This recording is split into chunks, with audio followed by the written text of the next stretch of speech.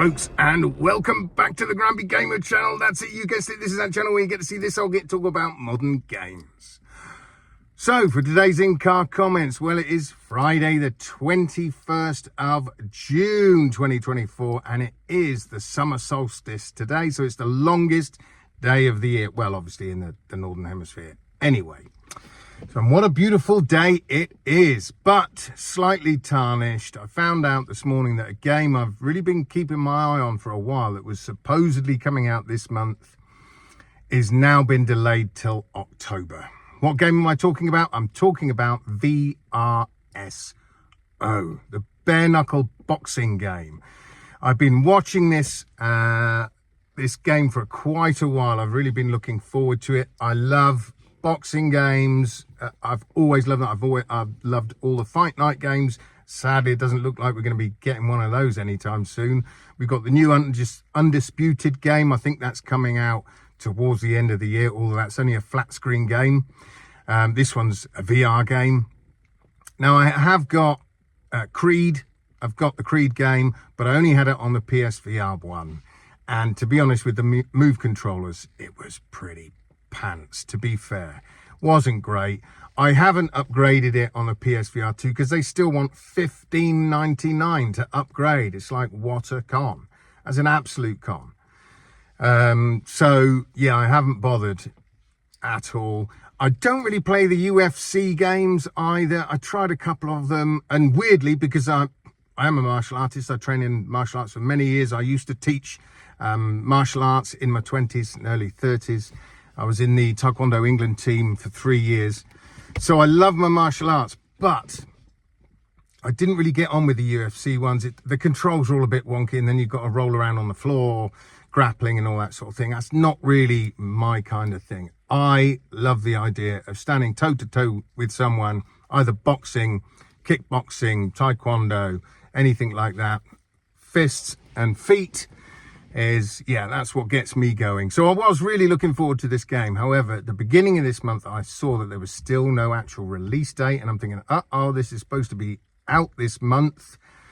And sadly, when I looked this morning, I see it's gone back to October, which, yeah, I'm a bit sad about. However, as we've said many times, I'd rather a game be delayed and come out great than come out on the time they specified and it be a broken piece of junk. So hopefully this will give them enough time to let it cook until October, and hopefully it'll be good when it comes out. The only thing is, if you look in the trailer, a couple of things I'm worried about.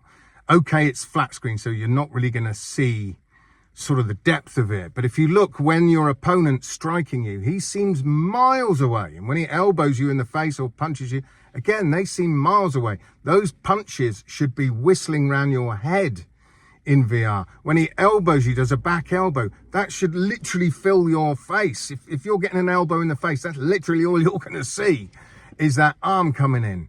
So yeah, I'm not so sure yet about how the combat is actually going to work. But anyway, we shall see as it gets closer to the time of it finally releasing, and it will be one I'll be picking up literally day one. So I will be doing a review on this game because it, like I say, it really piques my interest. The only thing is with bare knuckle boxing, in reality, the fights don't tend to last too long. Either you get badly smashed up because you've got no gloves on, or you're knocked out pretty fast. So it's a bit like the UFC. Somebody gets a good couple of punches in, they're normally finished pretty quick. So I can imagine if it's done right, these fights won't last too long. Apparently there's some good damage that can be done on the face. You can see the eyes swelling up, the cuts, all that sort of thing. So yeah, fingers crossed for this one. When it comes out, it's going to be good. Now, before I go, folks, just wanted to mention one other thing. There's a game that sort of shadow dropped recently called Dropship Commander. It's in flat and it's in VR. And this game, I picked it up. I haven't played it yet. I picked it up for £2.89 in the sale. I think the sale's just stopped. It's gone back up to £6. So it's hardly going to break the bank anyway.